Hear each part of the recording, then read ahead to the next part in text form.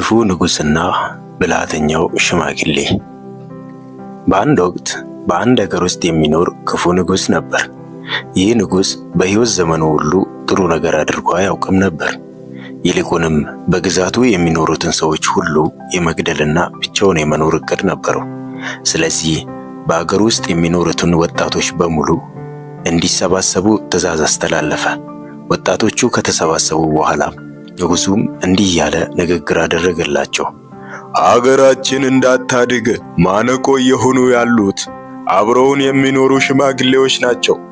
እናም ከእናንተ ጋር በየቤታችሁ የሚኖሩትን ሽማግሌ አባት፣ አያት፣ አጎት፣ ወንድም በሙሉ መግደል አለባችሁ።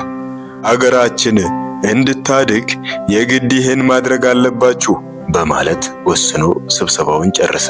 አብዛኞቹ ወጣት ልጆች ንጉሡ የተናገረውን እውነት ስለመሰላቸው ቤታቸው እንደደረሱ የጭካኔ ተግባር በወገኖቻቸው ላይ ፈጸሙ። ከእነዚህም ወጣቶች መካከል አንድ ብልህ ልጅ ግን ንጉሡ በተናገረው ነገር ቅር ተሰኝቶ ነበርና ቤቱ ገብቶ ሁሉንም ነገር ለአባቱ አጫወተው።